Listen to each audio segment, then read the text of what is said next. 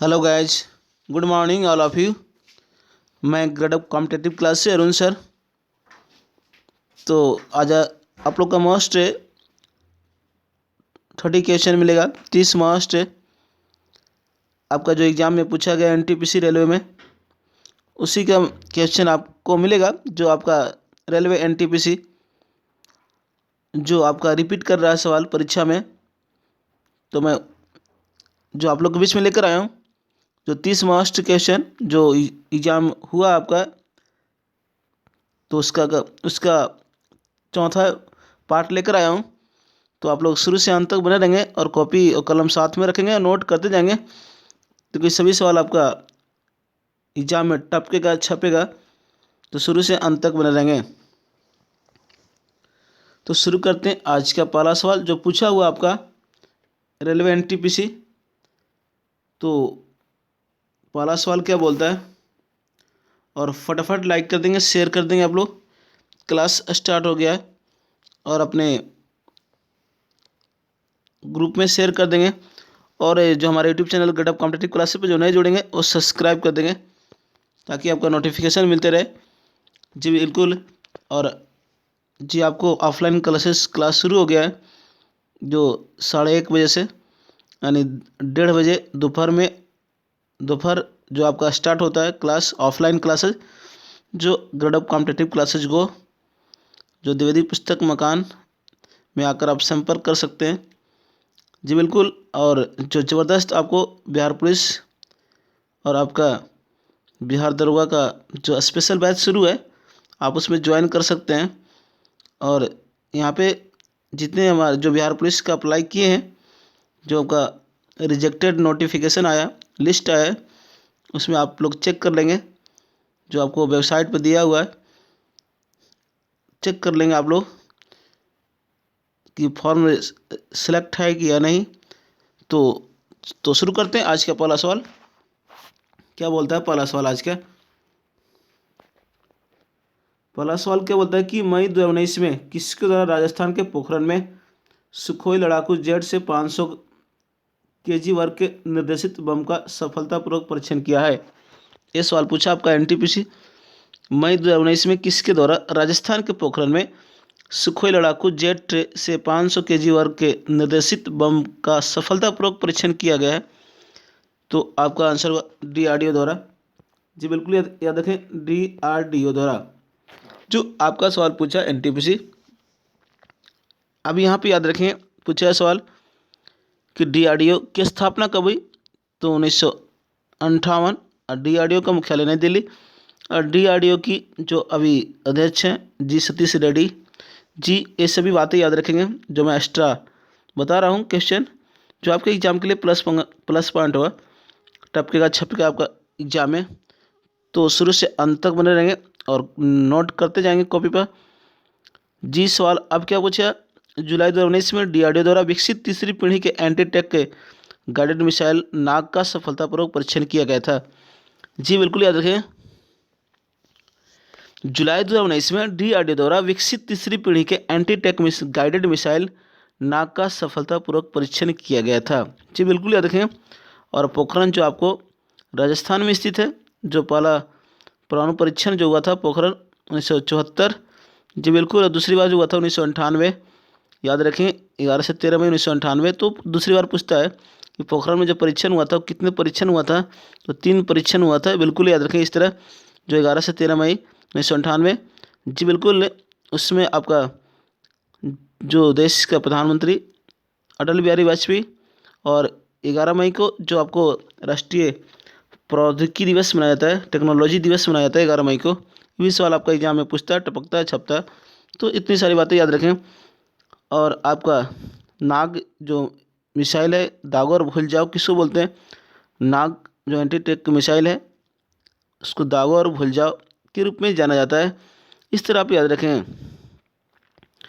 और आपको मालूम कि जो डीआरडीओ द्वारा विकसित नाग एंटी टैंक गाइडेड मिसाइल का 22 अक्टूबर 2020 को अंतिम परीक्षण सफलतापूर्वक किया गया था।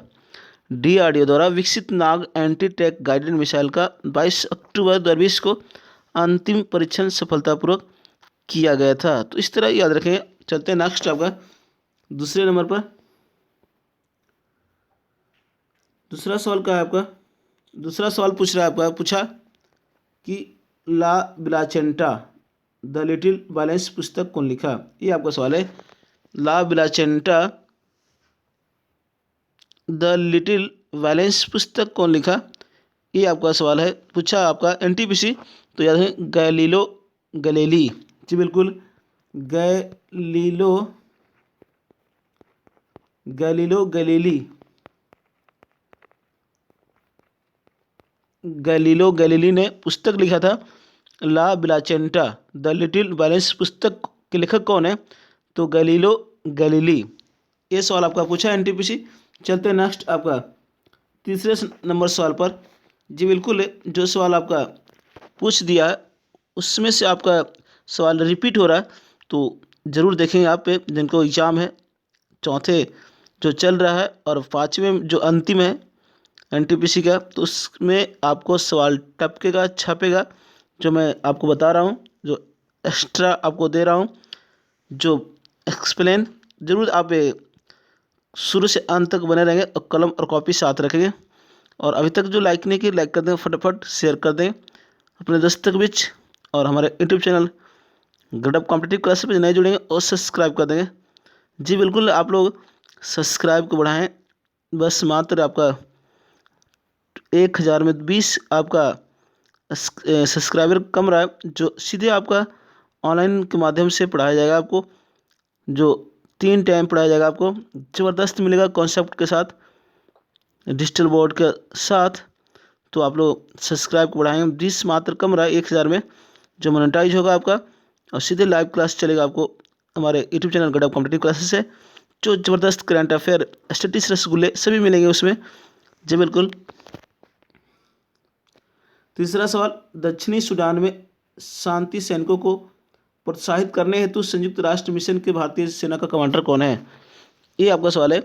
दक्षिणी सूडान में शांति सैनिकों को प्रोत्साहित करने हेतु संयुक्त राष्ट्र मिशन के भारतीय सेना कमांडर कौन है, तो आपका आंसर हुआ लेफ्टिनेंट जनरल शैलेश सदाशिव तिनकर। लेफ्टिनेंट जनरल शैलेश सदाशिव तिनकर, याद रखें, जो आपका दक्षिणी सूडान में शांति सैनिकों को प्रोत्साहित करने हेतु संयुक्त राष्ट्र मिशन के भारतीय सेना का कमांडर बनाए गए हैं। बिल्कुल, अब यहाँ पे याद रखें दक्षिणी सूडान की बात है, तो आपका दक्षिणी सूडान पूछे सवाल संयुक्त राष्ट्र संघ का बना, सदस्य का बना 2011 में। बिल्कुल याद रखें, मोस्ट सवाल है। तो पूछता है संयुक्त राष्ट्र संघ में कितने सदस्य देश हैं अभी वर्तमान में, 193। 193वां सदस्य देश कौन सा है, 2011। दक्षिणी सूडान 2011 में शामिल हुआ, बिल्कुल सदस्य बनाया गया। और 192वां पूछे आपको 192 का सदस्य देश कौन था, मोंटेग्रो। मोंटेग्रो जो बनाया गया था आपको 2006 में।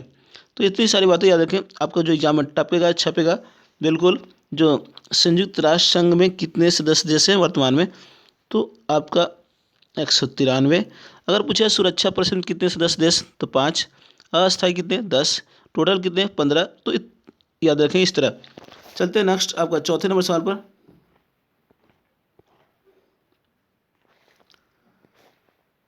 चौथा सवाल क्या हो रहा है आपका कि कौन सा लोक नृत्य केरल में 8 दिनों तक किया जाता है, ये आपका सवाल है। नेक्स्ट आपका सवाल क्या पूछ रहा है कि कौन सा लोक नृत्य जो आपको केरल में जो 8 दिनों तक किया जाता है, तो कृष्णाटम। जी बिल्कुल याद रखें, कृष्णाटम जो आपका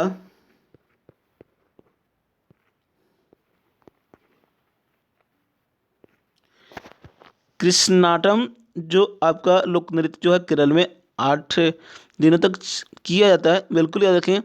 अगर आपसे पूछ दे कि ये ओणम जो केरला का है, जी बिल्कुल, ओणम केरल का जो उत्सव है वो सितंबर में राजा महाबली के स्वागत में प्रतिवर्ष आयोजित किया जाता है, जो 10 दिनों तक चलता है। जी आपसे सवाल पूछा कौन सी जो आपका उत्सव है, जो कौन सी पर्व है जो आपका केरल का जो राजा महाबली के स्वागत में प्रतिवर्ष जो आयोजित किया जाता है, जो 10 दिनों तक चलता है, वो आपका ओणम। बिल्कुल, सितंबर महीने में जो आपको किया जाता है ओणम। बिल्कुल याद रखें, जो केरल का प्रमुख त्यौहार है। जी मोहिनी अट्टम पूछे किस राज्य का लोक नृत्य है, केरल। जी बिल्कुल याद रखें इस तरह। चलते हैं नेक्स्ट आपका 5वें नंबर सवाल पर। 5वां सवाल क्या है, भारत और पाकिस्तान के मध्य बॉर्डर लाइन का नाम क्या है, ये सवाल आपका है। भारत और पाकिस्तान के मध्य बॉर्डर लाइन का नाम क्या है, यानी इसकी रेखा का नाम क्या है? तो आपका आंसर रेड क्लिफ रेखा, रेड क्लिफ रेखा जो नाम है भारत और पाकिस्तान के बीच, जो 1947 के मध्य निर्धारण किया गया था भारत और पाकिस्तान के बीच जो बॉर्डर लाइन है, रेड क्लिफ रेखा। जी याद रखें। अब पूछा भारत और पाकिस्तान को जो बंटवारा कर दिया गया था किसके प्लान पर? तो माउंटबेटन प्लान, माउंटबेटन योजना के तहत भारत और पाकिस्तान दो राष्ट्र बना था।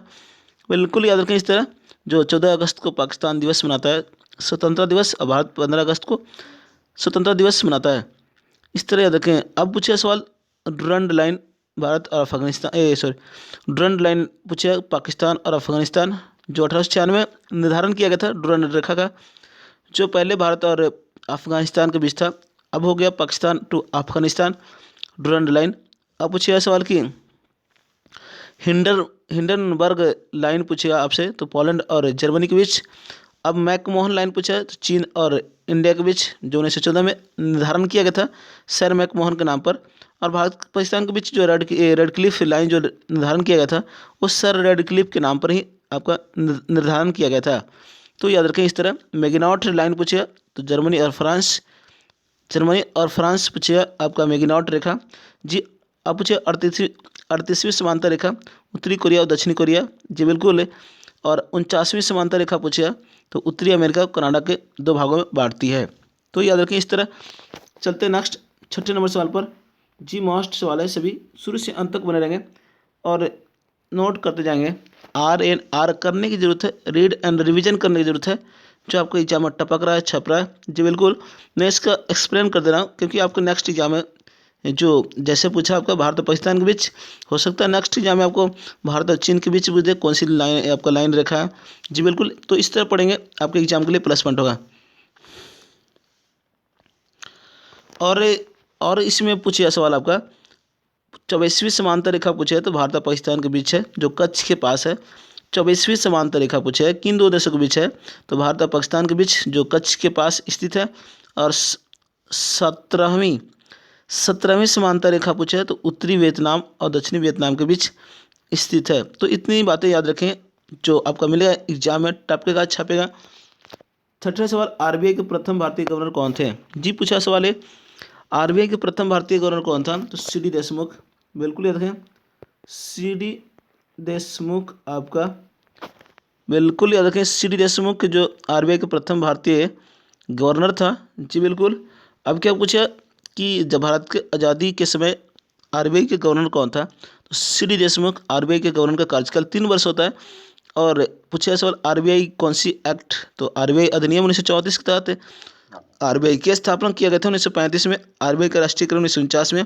अगर आपसे एग्जाम में पूछे कि आज़ादी से पहले आरबीआई के एक यानी निजीकरण क्या बोलते हैं, राष्ट्रीयकरण के पहले जो आपका आरबीआई जो था वो जो एक था आपका निजी बैंक था। यानी जब राष्ट्रीयकरण हुआ 1949 में, तो एक आपका सेंट्रल बैंक के रूप में।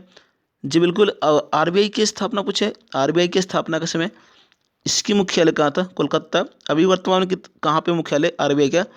तो आपका मुंबई में। बिल्कुल इस तरह याद रखें, आरबीआई का मुख्यालय मुंबई में अभी है। बैंकों का बैंक आरबीआई को बोलते हैं, जो भारत का सेंट्रल बैंक है, रिजर्व बैंक ऑफ इंडिया। जी बिल्कुल। 14 बैंकों का राष्ट्रीयकरण हुआ 1969 में, तो उस समय आरबीआई के गवर्नर कौन था? तो याद रखें आपका एल के झा। 14 बैंकों का राष्ट्रीयकरण के समय आरबीआई के गवर्नर थे। और आपसे क्या पूछा है सवाल? जी बिल्कुल याद रखें। जी 1 रुपये के अधिक से नोट पर किसका हस्ताक्षर होता है? 1 रुपये के नोट से अधिक पर तो आरबीआई के गवर्नर। और ठीक पूछे आरबीआई 1 रुपये के नोट पर, तो भारत सरकार वित्त मंत्रालय के द्वारा हस्ताक्षर किया जाता है। बिल्कुल इस तरह याद रखें। और आरबीआई के वर्तमान में जो अध्यक्ष हैं शक्तिकांत दास। जी बिल्कुल।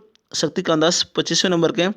और नोटबंदी के समय पूछे, नोटबंदी के समय जो 8 नवंबर 2016 को नोटबंदी हुआ था, उस समय आपका आरबीआई का गवर्नर कौन था? उर्जित आर पटेल। इतनी बातें याद रखें। और आपसे क्या पूछा सवाल? जी पूछे सवाल कि आरबीआई के प्रथम गवर्नर कौन था? तो ओसबॉर्न स्मिथ। आरबीआई के प्रथम गवर्नर पूछा ओसबॉर्न स्मिथ। आरबीआई के प्रथम भारतीय गवर्नर सीडी देशमुख। जी बिल्कुल इस तरह याद रखें। और एक मस्ट याद रखें, जो आरबीआई के गवर्नर जो थे 15वें वो डॉक्टर मनमोहन सिंह, बिल्कुल याद रखें। अगर आपसे पूछते जी पूछा सवाल कि कौन ऐसे प्रधानमंत्री हुए जो मतलब आरबीआई के गवर्नर रह चुके हैं, तो मनमोहन सिंह जो 15वें गवर्नर थे आरबीआई के। जी बिल्कुल इस तरह याद रखें। और आपसे क्या पूछा है सवाल, जी बिल्कुल पूछा है सवाल आपसे कि जब आरबीआई के जो गवर्नर थे डॉक्टर मनमोहन सिंह, उस समय भारत का वित्त मंत्री कौन था, तो याद रखें आपका प्रणब मुखर्जी, बिल्कुल याद रखें। जब आरबीआई के गवर्नर थे आपका डॉक्टर मनमोहन सिंह, उस समय जो आपका वित्त मंत्री कौन था भारत का, तो प्रणब मुखर्जी।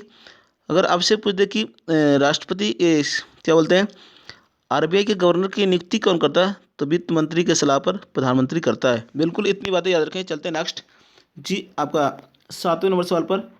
7वां सवाल क्या बोल रहा है, ऑपरेशन विजय से संबंधित है। जी बिल्कुल, ऑपरेशन विजय किससे संबंधित है, ये सवाल आपका पूछा एनटीपीसी। जी बिल्कुल, तो सभी सवाल मोस्ट है, इसको आर करने की जरूरत है, जो मैं एक्स्ट्रा आपको दे रहा हूँ सवाल। जी बिल्कुल, ऑपरेशन विजय किससे संबंधित है, तो याद है कारगिल विजय। जी बिल्कुल, कारगिल जो विजय हुआ था आपका, कारगिल विजय हुआ था आपका जो 1999 में जो पाकिस्तान जी पूरी तरह से पराजित हुआ था, तो याद रखें उसका जो चलाया गया था ऑपरेशन विजय। बिल्कुल याद रखें, इस तरह हमेशा पूछता टपकता है छपता है परीक्षा में। बिल्कुल याद रखें, जो भारतीय सेना द्वारा किया गया था ऑपरेशन जी ऑपरेशन विजय। एक ऑपरेशन विजय चलाया गया था गोवा मुक्ति संग्राम के समय। जी गोवा मुक्ति जब आज़ाद हुआ था 1961 में, उसमें ऑपरेशन विजय भी चलाया गया था। जी बिल्कुल याद रखें। और उस समय ऑपरेशन जब कारगिल विजय हुआ आपका, कारगिल युद्ध हुआ 1999 में, देश के प्रधानमंत्री अटल बिहारी वाजपेयी, बिल्कुल याद रखें। और कारगिल दिवस पूछे 26 जुलाई को मनाया जाता है। चलते हैं नेक्स्ट 8वें नंबर सवाल पर।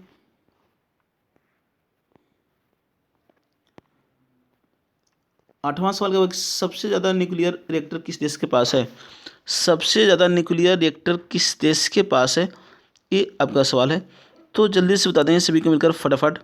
और अभी तक जो लाइक नहीं किए लाइक कर देंगे, शेयर कर देंगे। और इससे लाइव क्लास को देखने के बाद जरूर बताएंगे कमेंट बॉक्स में आज का मस्ट सवाल कैसा लगा।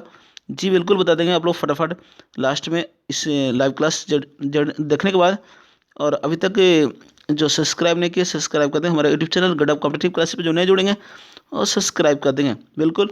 तो सबसे ज़्यादा न्यूक्लियर रिएक्टर किस देश के पास है, तो आपका अमेरिका के पास है, यूएसए यूनाइटेड स्टेट यानी अमेरिका के पास है आपका सर्वाधिक जो न्यूक्लियर रिएक्टर 95 है आपका, अमेरिका के पास 95, बिल्कुल याद रखें। और फ्रांस के पास 56, चीन के पास 49 और रूस के पास 38। और भारत के पास पूछिएगा न्यूक्लियर रिएक्टर कितने हैं, तो 22। और पूछेगा कि थर्मल पावर प्लांट कितने हैं भारत में, तो 7। और न्यूक्लियर रिएक्टर कितने, तो 22। तो इस तरह याद रखें। चलते हैं नेक्स्ट आपका 9वें नंबर सवाल पर।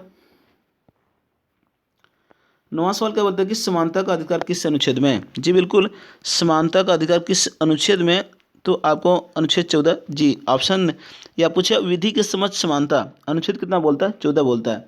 समानता का अधिकार ऐसे आपको 14 से 18 अनुच्छेद में मिलेगा। अनुच्छेद 14 से 18 वर्णन किया गया है समानता का अधिकार। लेकिन पूछिए सवाल विधि के समक्ष समानता अनुच्छेद 14 बोलता है धर्म मूल वंश जाति लिंग या जन्म स्थान के आधार पर भेदभाव, ये अनुच्छेद 15 बोलता है। लोक नियोजन के विषय में अवसर की समानता, ये अनुच्छेद 16 बोलता है, यानी सभी को सरकारी नौकरी में अवसर दिया जाए, अनुच्छेद 16 बोलता है। अस्पृश्यता का अंत अनुच्छेद 17 बोलता है। जो गांधी जी का छुआछूत कौन से अनुच्छेद, तो अनुच्छेद 17 अस्पृश्यता का अंत यानी छुआछूत, बिल्कुल याद रखें। और उपाधियों का अंत तो अनुच्छेद 18 बोलता है। जी बिल्कुल इस तरह याद रखें, अनुच्छेद 18 बोलता है उपाधियों का अंत। यानी पूछिए सवाल आपसे कि भारत के जो विभिन्न पुरस्कार दिए जाते हैं, भारत रत्न, पद्म विभूषण, पद्म भूषण, पद्मश्री, ये सभी पुरस्कार जो दिए जाते हैं अनुच्छेद कितने के तहत, तो अनुच्छेद 18 के तहत। एग्जाम में पूछा है, पूछता भी है, टपकता है, छपेगा भी, बिल्कुल याद रखें।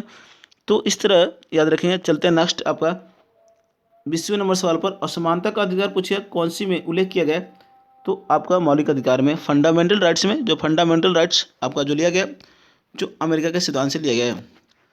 यानी चलते नेक्स्ट 10वें नंबर, पूर्वोत्तर की सबसे बड़ी मीठे पानी की झील कौन सी है, पूर्वोत्तर भारत की सबसे मीठे पानी की झील कौन सी है, ये आपका सवाल है। तो जल्दी से बता दें, मैंने क्लास में बताया भी, पूछा भी एनटीपीसी रेलवे। जी बिल्कुल, आर करने की जरूरत है। जी बिल्कुल, तो पूर्वोत्तर की सबसे बड़ी मीठे पानी की झील कौन सी है, तो मणिपुर यानी लोकटक झील होगा, बिल्कुल याद रखें। लोकटक झील याद रखें। पूर्वोत्तर भारत की सबसे बड़ी मीठे पानी की झील कौन सी है? तो लोकटक झील जो मणिपुर में। संगाई हिरन भी पूछे, संगाई हिरन कहाँ में?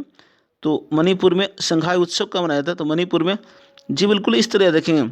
और इसी झील पर यानी लोकटक झील पर बिल्कुल याद रखें जो सबसे बड़ा तैरता हुआ राष्ट्रीय उद्यान है केबुल लमजाओ। जी बिल्कुल केबुल लमजाओ विश्व का जो सबसे ऊंचा तैरता हुआ राष्ट्रीय उद्यान कौन सा है? केबुल लमजाओ, जो आपका मणिपुर में लोकटक झील में, लोकटक झील पर अवस्थित है। जी बिल्कुल याद रखें इस तरह। चलते हैं नेक्स्ट 11 नंबर सवाल पर। एक सवाल आपको पूछा इस टाइप पर, कौन सा पश्चिमी तट है? कौन सा पश्चिमी तट है? इस टाइप से पूछा सवाल, यानी भारत के पश्चिमी तट को जी बिल्कुल मालाबार तट बोलते हैं।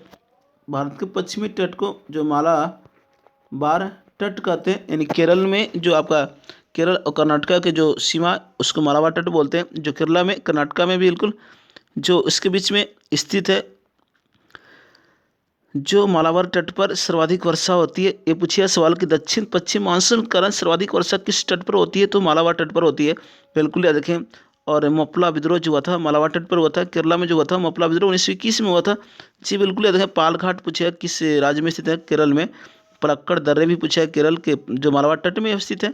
जी इस सवाल आपका एग्जाम में पूछता है, टपकता है, छपता है। और मालाबार तट की विशेष स्थलाकृति क्या है? तो क्याल है। मालाबार तट की विशेष स्थलाकृति क्या है? तो क्याल है। यानी मालाबार तट पर जो अनेक पश्चात जल जो दिखाई देते हैं उसको क्याल बोलते हैं। जी यानी केरल के झील को क्या बोलते हैं? क्याल बोलते हैं। इस तरह आपका एग्जाम में पूछता, टपकता, छपता है। और कोकन जो आपका कोकन जो पश्चिमी तट पर ही स्थित है, जो कोकन में जो महाराष्ट्र और गोवा के तटीय झील के दमन क्षेत्र से आता है आपको। कोकन में जो महाराष्ट्र और गोवा के तटीय क्षेत्र को कोकन तट बोलते हैं, बिल्कुल याद रखें। और तमिलनाडु और आंध्र प्रदेश के तट को कोरोमंडल तट बोलते हैं। जी बिल्कुल याद रखें। इस तरह आपसे एग्जाम में पूछता है, आपका पूछते रहता है। जी बिल्कुल। चलते हैं नेक्स्ट आपका 12वें नंबर सवाल पर।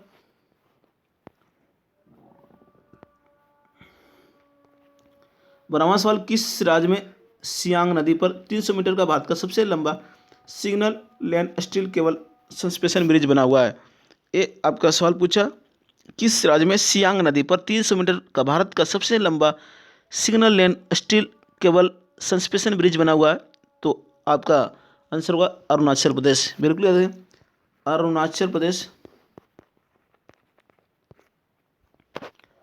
अरुणाचल प्रदेश याद रखेंगे। जो आपका सियांग नदी पर 300 मीटर का भारत का सबसे लंबा सिग्नल लेन स्टील केबल सस्पेंशन ब्रिज बना हुआ है। जी बिल्कुल। जनवरी 2019 में अरुणाचल प्रदेश के जो मुख्यमंत्री थे पेमा खांडू ने ऊपरी सियांग जिले में सियांग नदी पर भारत के सबसे लंबे सिग्नल लेन स्टील केबल पुल का उद्घाटन किया। जी बिल्कुल याद रखें। मोस्ट है, इसे बेरुंग ब्रिज के नाम से भी जाना जाता है। जी बिल्कुल याद रखें। और अरुणाचल प्रदेश राज्य का गठन हुआ था 1987। जी बिल्कुल याद रखें। जो भारत के सबसे पूर्वी राज्य पर स्थित है अरुणाचल प्रदेश। अरुणाचल प्रदेश के पूर्वी बिंदु का नाम है किविथु, याद रखें किविथु, बिल्कुल याद रखें। जो आपका सबसे पूर्वी भाग पर है अरुणाचल प्रदेश। जी बिल्कुल। अरुणाचल प्रदेश और गुजरात राज्य के जो बीच का अंतर है 2 घंटे का अंतर है, बिल्कुल 30 डिग्री का अंतराल है, 30 डिग्री देशांतर का अंतराल है। ये सवाल पूछता है कि अरुणाचल प्रदेश और गुजरात के बीच कितने घंटे का अंतर है? तो 2 घंटे का अंतर है, बिल्कुल याद रखें। चलते हैं नेक्स्ट आपका भारत में सबसे ज़्यादा ग्रेफाइट का भंडार किस राज्य में? ये सवाल पूछा आपका। जी बिल्कुल बता देंगे जल्दी से फटाफट सभी को मिलकर। और अभी तक जो लाइक नहीं किया लाइक कर देंगे, सब्सक्राइब कर देंगे, अपने दोस्तों के बीच शेयर कर देंगे। और हमारे यूट्यूब चैनल गडअप कॉम्पिटिटिव क्लासेस पर नए जोड़ेंगे और सब्सक्राइब कर देंगे ताकि आपका नोटिफिकेशन मिलते रहे। बिल्कुल। 14वां सवाल, भारत में सबसे ज़्यादा ग्रेफाइट का भंडार किस राज्य में? तो अरुणाचल प्रदेश, बिल्कुल याद रखें अरुणाचल प्रदेश।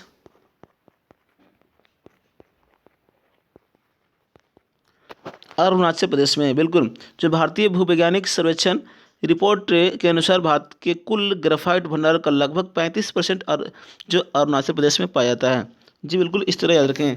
चलते हैं नेक्स्ट आपका 14वें नंबर सवाल पर।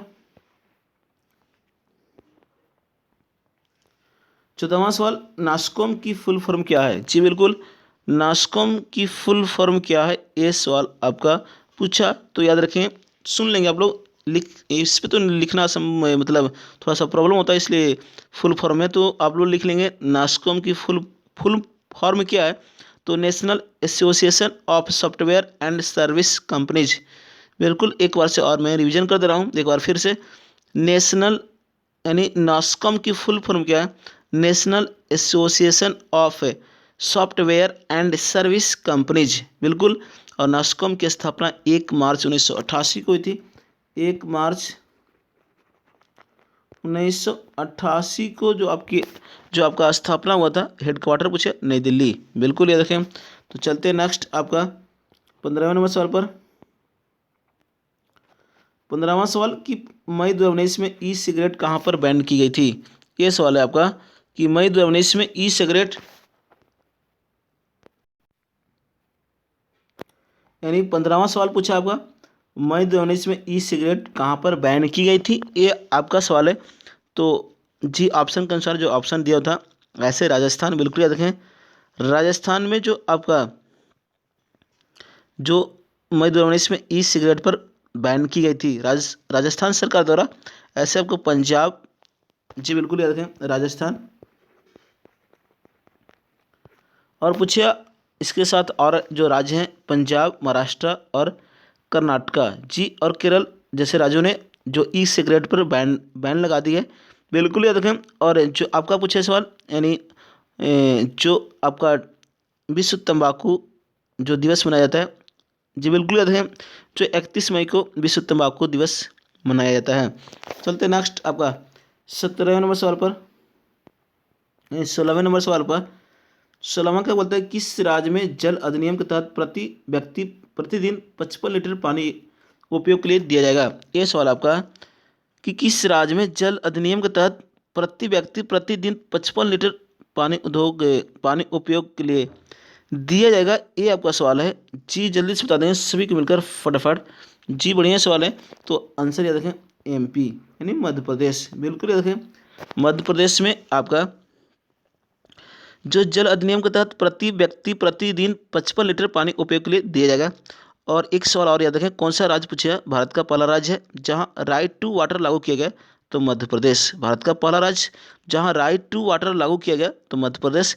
बिल्कुल याद रखें मध्य प्रदेश के जबलपुर में एक याद रखें जो आपका पूछता है जबलपुर मध्य प्रदेश का हाईकोर्ट कहाँ है? तो जबलपुर याद रखें। और आपका पूछा सवाल एना जलप्रपात कौन सी नदी पर? नर्मदा। जी बिल्कुल। या पूछा सवाल आपका जोग या गरसप्पा कौन सी जो जलप्रपात है कौन सी नदी पर? शरावती नदी पर। पूछा सवाल आपका ओरछा, जी बिल्कुल ओरछा जो उत्सव मनाया जाता है वो मध्य प्रदेश में। मध्य प्रदेश के मुख्यमंत्री आपका जो शिवराज सिंह चौहान और मध्य प्रदेश के राज्यपाल आनंदीबेन पटेल।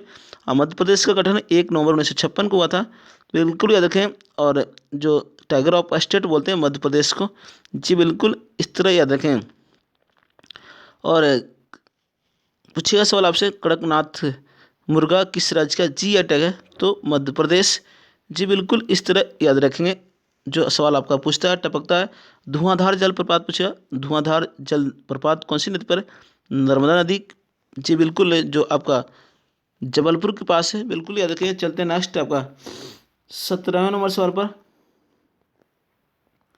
कौन सी हाई लेवल लैंग्वेज जिसको HLL बोलते हैं हाई लेवल लैंग्वेज है जो संख्यात्मक अभिकलन और वैज्ञानिक कंप्यूटिंग में प्रयोग होती है? ये आपका सवाल है। सवाल है कौन सी हाई लेवल लैंग्वेज यानी HLL है जो संख्यात्मक अभिकलन और वैज्ञानिक कंप्यूटिंग में प्रयोग होती है? तो आपका आंसर होगा फोर्ट्रॉन। जी बिल्कुल याद रखें फोर्ट्रॉन। जी बिल्कुल याद रखें जो आपका हाई लेवल लैंग्वेज है जो संख्यात्मक अभिकलन और वैज्ञानिक कंप्यूटिंग में प्रयोग होती है। जी बिल्कुल। और फोटोन का पूर्णरूप तो फार्मूला ट्रांसलेशन। जी बिल्कुल फार्मूला ट्रांसलेशन होता है। जी बिल्कुल इस तरह याद रखें। चलते हैं नेक्स्ट आपका 18वें नंबर सवाल पर। 18वां सवाल की संभावित यूनेस्को साइट ओरछा किस राज्य में स्थित है? जी इस टाइप का सवाल पूछा एनटीपीसी आपको। संभावित यूनेस्को साइट ओरछा किस राज्य में स्थित है? जस्ट मैंने अभी बताया। तो याद रखें मध्य प्रदेश। जी बिल्कुल जो आपको शामिल किया गया यूनेस्को में, जी बिल्कुल संभावित है सामने शामिल करने का, शामिल किया गया अभी। बिल्कुल दिसंबर आपका 2020 मध्य प्रदेश के ऐतिहासिक किला शहर ग्वालियर और ओरछा को यूनेस्को ने अपने अर्बन लैंडस्केप सिटी प्रोग्राम के तहत विश्व धरोहर सूची शहरों को सूची में शामिल किया गया है। और नमस्ते ओरछा जो त्यौहार भी है, जो मध्य प्रदेश के बिल्कुल याद रखें एक शहर है, जो निवाड़ी जिले के एक शहर है ओरछा में शुरू होता है नमस्ते ओरछा महोत्सव। जी बिल्कुल याद रखें इस तरह। जी बिल्कुल। और आपका पूछा विश्व विरासत दिवस कब मनाता है। एक सवाल पूछता है विश्व विरासत दिवस तो 18 अप्रैल को वर्ल्ड हेरिटेज डे बोलते हैं जिसको, 18 अप्रैल को जो मनाया जाता है। चलते हैं नेक्स्ट आपका 19वें नंबर सवाल पर। 19वां सवाल क्या है कि ICC men's ODI cricketer of the decade किसे चुना गया है।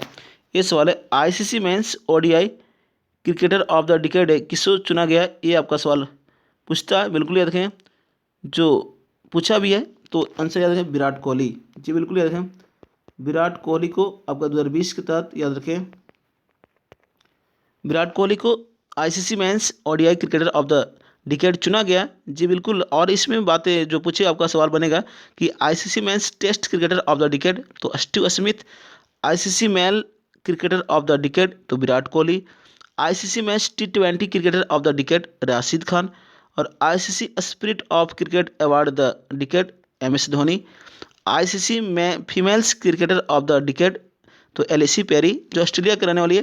बिल्कुल इस तरह याद रखें। और आपसे क्या पूछे सवाल, ICC female cricketer of the decade Ellyse Perry, ICC women's ODI cricketer of the decade Ellyse Perry, ICC women's T20 cricketer of the decade Ellyse Perry, यानी तीनों फॉर्मेट में इसको दिया गया है। बिल्कुल याद रखें इस तरह। और एक पूछेगा सवाल आपसे कि ICC mains associate cricketer of the decade तो कैली कोटेजर। जी बिल्कुल, ICC men's associate cricketer of the decade किसको दिया गया तो कैली कोटेजर। जी बिल्कुल याद रखें, इसको दिया गया आपको। जी सारी बातें बताइए, मोस्ट है, एक आप रिवीजन कर लेंगे तो आपके एग्जाम के लिए प्लस पॉइंट हो जाएगा। बिल्कुल। 20वां सवाल क्या बोल रहा है आपका कि वर्ष 2019 में रविंद्रनाथ टैगोर साहित्य पुरस्कार किसको दिया गया। वर्ष 2019 में रविंद्रनाथ टैगोर साहित्य पुरस्कार किसको दिया गया, ये सवाल पूछा आपका। जी बिल्कुल, तो याद रखें राणा दासगुप्ता को दिया गया आपका। जी बिल्कुल, राणा दास गुप्ता को आपको दिया गया 2019 का रविंद्रनाथ टैगोर साहित्य पुरस्कार। जी बिल्कुल याद रखें, जो आपका प्रथम पुरस्कार दिया गया 2018 में कबीर को दिया गया था। जी 2018 से पुरस्कार शुरुआत हुई रविंद्रनाथ टैगोर साहित्य पुरस्कार, तो प्रथम पुरस्कार किसको दिया, कबीर को दिया गया। और 2020 का पूछा रविंद्रनाथ टैगोर साहित्य पुरस्कार किसको दिया गया तो राजकमल झा को दिया गया। 2020 का रविंद्रनाथ टैगोर साहित्य पुरस्कार किसको दिया गया तो आपका राजकमल झा को दिया गया। बिल्कुल इस तरह याद रखें। चलते नेक्स्ट आपका 21वें नंबर सवाल पर। 21वां सवाल क्या बोल रहा है कि अजंता की गुफाएं कहाँ स्थित है, ये सवाल पूछा आपका। तो अजंता की गुफाएं जो आपका औरंगाबाद में स्थित है, औरंगाबाद जो महाराष्ट्र में स्थित है। अजंता की गुफाएं कहाँ में अवस्थित है, ये सवाल पूछा आपका NTPC, तो औरंगाबाद के महाराष्ट्र में अवस्थित है, याद रखें। और पूछा सवाल है कि जो बौद्ध धर्म से संबंधित चित्रण एवं शिल्पकारी के उत्कृष्ट नमूने मिलते हैं इसमें। बिल्कुल, बौद्ध धर्म से संबंधित चित्रण एवं शिल्पकारी के उत्कृष्ट नमूने मिलते औरंगाबाद के महाराष्ट्र में। जी बिल्कुल याद रखें, जो अजंता की गुफाएं जो 1983 में यूनेस्को की विश्व धरोहर में शामिल किया गया था। ये भी सवाल पूछता है कि अजंता की गुफाएं को यूनेस्को में कब शामिल किया गया, यूनेस्को की विश्व धरोहर में कब शामिल किया गया तो 1983, याद रखें इस तरह।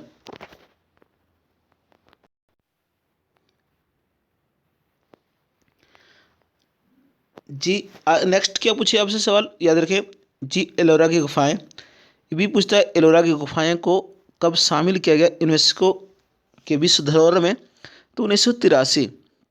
जी बिल्कुल याद रखें, 1983 में जो आपको शामिल किया गया एलोरा की गुफाएं जो औरंगाबाद के महाराष्ट्र में भी है, जो आपका प्राचीन भारत में हिंदू धर्म, बौद्ध धर्म और जैन धर्म की गुफा मंदिर जी तीनों मिलता है एलोरा की गुफा में, जो राष्ट्रकूट वंश के शासकों द्वारा बनाया गया था एलोरा की गुफाएं, यानी कृष्ण प्रथम द्वारा बनाया गया था। जी बिल्कुल, इस तरह याद रखें। अब क्या पूछा, एलोरा की गुफा में कितने बौद्ध गुफाएं हैं, तो 12, और कितने हिंदू गुफाएं हैं, तो 17, और कितने जैन गुफाएं हैं, तो 5। जी बिल्कुल याद रखें, आपका एग्जाम में पूछेगा, टपकेगा, छपेगा। जी बिल्कुल याद रखें। इस तरह से पूछिए सवाल, अजंता की गुफाएं जो आपका एलोरा की गुफाएं हैं, उसमें जो तीनों आपको मिलेगा, हिंदू धर्म, बौद्ध धर्म और जैन धर्म की गुफा मंदिर जो है, उसमें बौद्ध धर्म की जो गुफाएं कितने, 12, हिंदू गुफाएं कितने, 17, और जैन गुफाएं कितना, 5। तो इस तरह याद रखें, इस तरह आपसे एग्जाम में पूछता है, टपकता है, छपता है बिल्कुल, जो आपके एग्जाम के लिए प्लस पॉइंट होगा। चलते हैं नेक्स्ट, आपका 22वें नंबर सवाल पर। एक सवाल पूछा आपका, कौन सा चरमपंथी नेता थे। जी ऑप्शन के अनुसार चलेगा ये, कौन सा चरमपंथी नेता थे। जैसे में आपको लाल बाल पाल, बिल्कुल याद है, लाल लाल बाल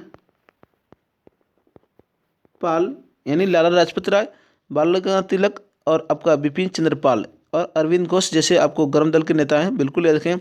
और एक सवाल याद रखें, गर्म दल और नरम दल जो बटा था आपको सूरत अधिवेशन 1907 में, जो सूरत फुट हुआ था, बिल्कुल याद रखें। इस तरह आपका अध्यक्षता जो किया गया था राष्ट्र बिहारी घोष के द्वारा। जी बिल्कुल, तो आपका एग्जाम में पूछता है, टपकता है, छपता है कि कांग्रेस का प्रथम विभाजन कब हुआ, तो 1907 में सूरत अधिवेशन। उसकी अध्यक्षता कौन किया, रास बिहारी बोस। और कौन सी नदी के तट पर हुआ था 1907 में सूरत अधिवेशन, तो ताप्ती नदी पर आपका हुआ था, बिल्कुल। अब पुनः पूछेगा सवाल कि कांग्रेस का जो विलय हो गया था, मुस्लिम लीग मिल गया था, तो 1916 जो आपका लखनऊ अधिवेशन में जो अंबिका चरण मजूमदार थे उसकी अध्यक्षता कर रहे थे। अब फिर पुनः 1918 में बट गया था, जो हसन इमाम थे 1918। जी याद रखें, 1918 में पुनः बट गए थे। जी कांग्रेस का फिर से विभाजन हो गया था 1918 में। दूसरी बार पूछिए, कांग्रेस का विभाजन कब हुआ, 1918। उसकी अध्यक्षता किया था हसन इमाम। जी कतई जरवाले मोस्ट है, याद रखें इस तरह से। और आप लोग शुरू से अंत तक बने रहेंगे, बीच में कहीं जाएंगे नहीं, और लास्ट में जरूर बताएंगे आप लोग कि आज का मोस्ट सवाल कैसा लगा, जो एक्स्ट्रा आपको फैक्ट मिल रहा है। जी बिल्कुल, तो जरूर बताएंगे आप लास्ट में इस ऑनलाइन क्लासेस देखने के बाद। और जो हमारे यूट्यूब चैनल गड़प कॉम्पिटेटिव क्लासेस पर जो नए जुड़े हैं वो सब्सक्राइब कर दें, आपकी नोटिफिकेशन मिलते रहे। और जल्द से जल्द आप लोग जो 20 आपका जो अभी 1000 सब्सक्राइबर में कम रहा है, 20 पूरे कर देंगे आप लोग, तो सीधे लाइव क्लासेस चलेगा आपको, जो आपका सुबह शाम दोपहर 3 टाइम मिलेगा आपको, और धमाका के साथ मिलेगा। Study GK, study current affair सभी आपको मिलेगा, जो सीधे लाइव क्लास चलेगा डिजिटल बोर्ड के साथ। तो आप लोग जल्द से जल्द शेयर करें। जी बिल्कुल, और सब्सक्राइब को बढ़ाएं, मात्र 20 कम रहा। तो मैं सोच रहा हूँ कि आपका सरस्वती पूजा से पहले जी सब्सक्राइब पूरा हो जाए, और सरस्वती पूजा के बाद जी एक धमाके के साथ ऑनलाइन क्लासेस लेकर आऊँगा, जो बिहार पुलिस, बिहार दरोगा के लिए जो आपको चलेगा। करंट अफेयर भी चलेगा आपको, यानी स्टैटिस रसगुल्ले भी मिलेंगे। जी जब तक तोड़े नहीं, जब तक क्लास को छोड़ेंगे नहीं, तो शुरू से अंत तक बने रहेंगे इसी तरह। चलते हैं नेक्स्ट, आपका 23वें नंबर सवाल पर। 23वां सवाल क्या है आपका, 23वां सवाल, खिलाफत समिति ने कब मुस्लिम को ब्रिटिश आर्मी में जाने को मना कर दिया। जी सवाल ये पूछा आपका। जी बिल्कुल, आपका खिलाफत समिति ने कब मुस्लिम को ब्रिटिश आर्मी में जाने को मना कर दिया था, तो याद रखें आपका आंसर हुआ 1919। बिल्कुल 1919, जो आपका 1919 के समय, बिल्कुल याद रखें, खिलाफत जो आंदोलन हुआ था, यानी 24 नवंबर 1919 को अखिल भारतीय खिलाफत कमेटी का पहला सम्मेलन महात्मा गांधी की अध्यक्षता में दिल्ली में हुआ था। ये आपका सवाल पूछा कि खिलाफत आंदोलन का अध्यक्ष किसको बनाया गया था, तो महात्मा गांधी, बिल्कुल, जो अली बंधु के द्वारा शुरू किया गया था। जी तो याद रखेंगे 24 नवंबर 1919 को अखिल भारतीय खिलाफत कमेटी का पहला सम्मेलन जो किसके द्वारा किया गया, मतलब अध्यक्षता, तो महात्मा गांधी की अध्यक्षता में किया गया। वो काम है तो दिल्ली में, बिल्कुल इस तरह याद रखें। और शुरुआत मोहम्मद अली और शौकत अली बंधुओं के ने मार्च 2019 में किया था। जी बिल्कुल, कारण जो था आपका जो शुरू करने कारण जो था खिलाफत आंदोलन, वो तुर्की जो था ना, तुर्की खलीफा के पद को पुनः स्थापित करना, बिल्कुल तुर्की खलीफा के पद को पुनः स्थापित करना। जी बिल्कुल याद रखें, इस तरह से आपका एग्जाम में पूछता है, टपकता है, छपता है। और 1924 में मुस्तफ़ा कमाल पाशा की सरकार ने तुर्की में खलीफा पद को पूरी तरह से समाप्त कर दिया था। जी बिल्कुल, बिल्कुल याद रखें इस तरह से। अगर आपसे पूछा कि तुर्की में खलीफा पद को पूरी तरह से समाप्त कब कर दिया गया था, तो 1924 में जो मुस्तफ़ा कमाल पाशा जी बिल्कुल, तुर्की का पिता बोलते हैं मुस्तफ़ा कमाल पाशा को। जी बिल्कुल, इस तरह याद रखें। और सितंबर 1920 में कांग्रेस के कोलकाता अधिवेशन में महात्मा गांधी ने इसका समर्थन किया था। जी बिल्कुल, जो आपका सितंबर 1920 में कांग्रेस के कोलकाता अधिवेशन में महात्मा गांधी ने इसका समर्थन किया था। जी बिल्कुल। तो चलते हैं नेक्स्ट आपका 24वें नंबर सवाल पर। 24वां सवाल क्या बोल रहा है आपका कि पीएम किसान सम्मान निधि योजना में किसानों को कितने रुपए की राशि योजना के अंतर्गत दी जा रही है।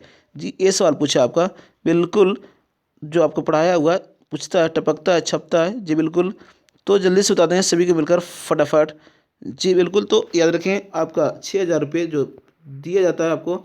जी बिल्कुल, 6,000 रुपये जो 1 फरवरी 2019 को शुरू किया गया था किसान सम्मान निधि योजना, जो घोषणा किया गया था केंद्रीय मंत्री जो आपका था उसमें श्री पीयूष गोयल जी के द्वारा अंतरिम बजट 2019 के दौरान की गई थी घोषणा। जी बिल्कुल, 1 फरवरी 2019 को जो अंतरिम मंत्रिमंडल पूछा सवाल 2019 का अंतरिम बजट कौन पेश किया था, तो पीयूष गोयल। जी बिल्कुल याद रखें।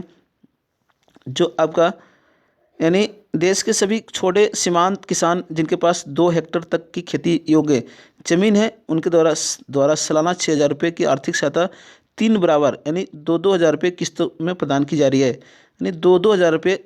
जी बिल्कुल, 3-3 माह पर आपको यानी आर्थिक सहायता 3 बराबर यानी रुपये जो दिए जाते हैं यानी 2,000 रुपये किस्तों में प्रदान की जा रही है। बिल्कुल इस तरह याद रखें। चलते नेक्स्ट आपका 25वें नंबर सवाल पर। 25वां सवाल के बाद कालिदास रचित नाटक अभिज्ञान शकुंतला में शकुंतला के पुत्र का नाम क्या है।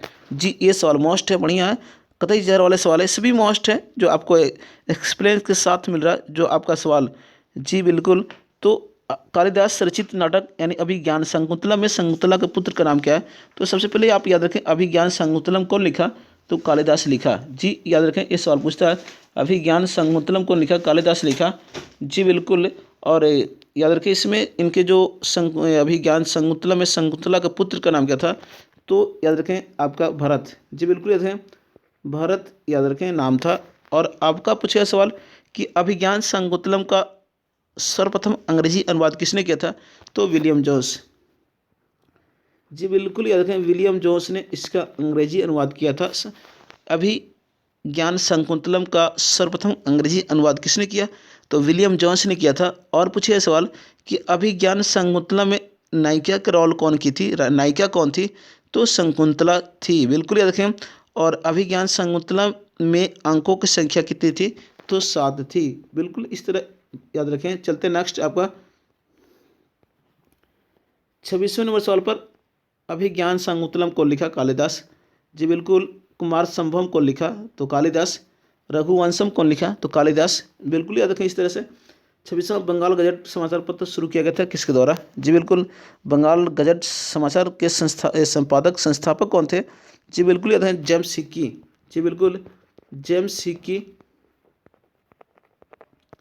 जेम्स हिक्की जो बंगाल गजट समाचार पत्र के संपादक थे, संस्थापक थे। आपका जेम्स हिक्की जो आपका 29 जनवरी 1780 में शुरू किया गया था।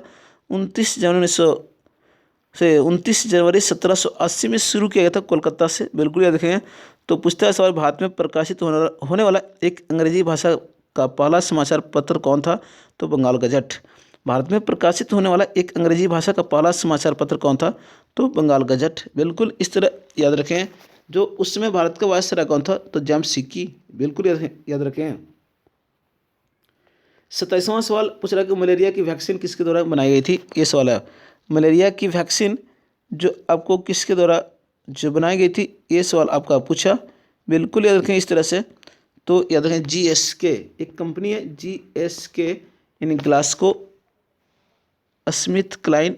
जी बिल्कुल, कंपनी द्वारा मलेरिया की वैक्सीन बनाई गई थी। जी बिल्कुल, मलेरिया की वैक्सीन का नाम क्या है, तो RTS। बिल्कुल याद रखें RTS। जी बिल्कुल याद रखें, जो आपका मलेरिया के वैक्सीन का नाम है।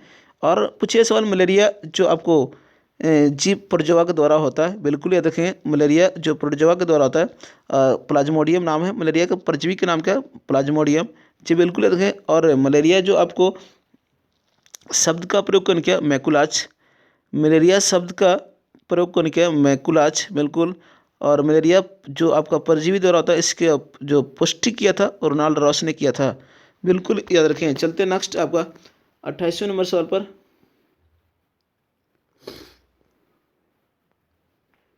28वां सवाल, ईस्ट इंडियन एसोसिएशन की स्थापना किसके द्वारा की गई थी? ईस्ट इंडियन एसोसिएशन की स्थापना किसके द्वारा की गई थी, ये सवाल है।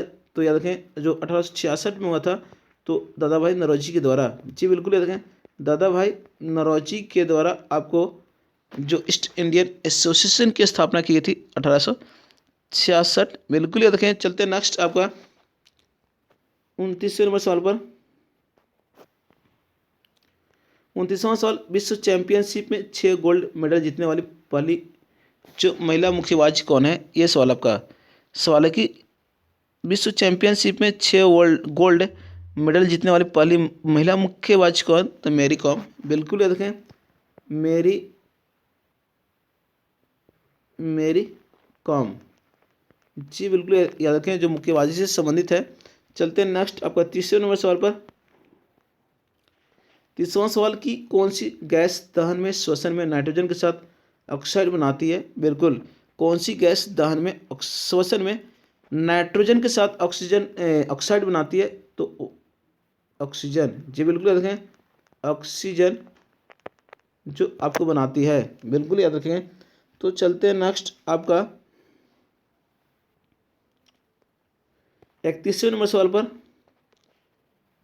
31वें सवाल क्या बोल रहा है आपका?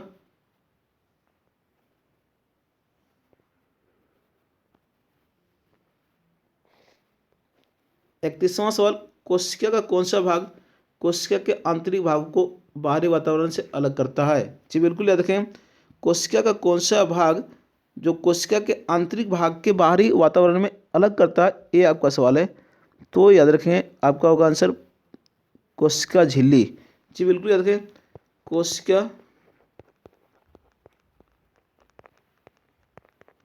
कोशिका झिल्ली यानी कहने का मतलब आपका प्लाज्मा झिल्ली। जी बिल्कुल याद रखें, कोशिका झिल्ली पूछेगा किसकी बनी होती है? तो लिपिड और प्रोटीन की बनी होती है। कोशिका झिल्ली किसकी बनी होती है? लिपिड और प्रोटीन की बनी होती है, याद रखें। और कोशिका की बाहरी सतह प्लाज्मा झिल्ली होती है। कोशिका की बाहरी सतह प्लाज्मा झिल्ली होती है, जिसके अंदर केंद्रक द्रव्य यानी साइटोप्लाज्म पाया जाता है। बिल्कुल इस तरह याद रखें। और चलते नेक्स्ट, और कोशिका का अध्ययन पूछे साइटोलॉजी। कोशिका का अध्ययन साइटोलॉजी, याद रखें इस तरह से। और नेक्स्ट 32वां नंबर सवाल, 2018 में भारतीय वायुसेना के लिए कौन सा मिलिट्री कम्युनिकेशन सैटेलाइट लॉन्च किया गया? ये आपका सवाल है। 2018 में भारतीय वायुसेना के लिए कौन सा मिलिट्री कम्युनिकेशन सैटेलाइट लॉन्च किया गया? ये आपका सवाल पूछा। जी एनटीपीसी। बिल्कुल, तो जल्दी से बता देंगे सभी को मिलकर फटाफट। तो आपका आंसर हुआ GSAT-7A। GSAT-7A। बिल्कुल याद रखें, आपका जो लॉन्च किया गया था जो 19 दिसंबर 2018 को, 2018 में भारतीय वायुसेना के लिए कौन सा मिलिट्री कम्युनिकेशन सैटेलाइट लॉन्च किया गया? तो GSAT-7A। यानी याद रखें कब लॉन्च किया गया? तो 19 दिसंबर 2018 को। रॉकेट का नाम पूछा GSLV MK-2F11। रॉकेट का नाम GSLV MK-2F11 के द्वारा लॉन्च किया गया। बिल्कुल रॉकेट का नाम था। और जी बिल्कुल पूछा लॉन्च कहाँ से किया गया?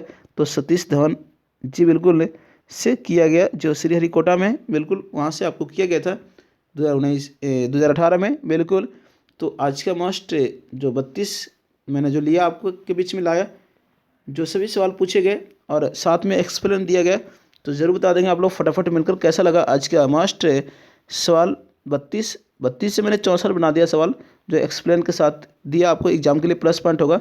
जी बिल्कुल, RNR करने की ज़रूरत है। जीके मजबूत इसी टाइप आपको होगा। डेली बने रहेंगे क्लास में और RNR करते रहेंगे, रिवीजन करते रहेंगे, तभी आपको जीके जीएस मजबूत होगा। बिल्कुल, तो आज का इतना ही। फिर हम लोग मिलेंगे कल सुबह में 7 बजे। और फटाफट जाते जाते लाइक कर देंगे और शेयर कर देंगे ग्रुप में अपने दोस्तों के बीच। और हमारा यूट्यूब चैनल गटअप कॉम्पिटिटिव क्लासेस पे जो नए जुड़े होंगे वो सब्सक्राइब कर देंगे, ताकि आपका नोटिफिकेशन मिलते रहे। जी बिल्कुल, तो कल फिर मिलेंगे। आज का दिन आप लोग के लिए मंगलमय हो। हंसते रहिए, फूल जैसा खिलते रहिए, मुस्कुराते रहिए, स्वस्थ रहिए। बिल्कुल, तो इसी के साथ जय हिंद, जय भारत, जय गटअप कॉम्पिटिटिव क्लासेस, जय बिहार। कलम क्रांति जिंदाबाद।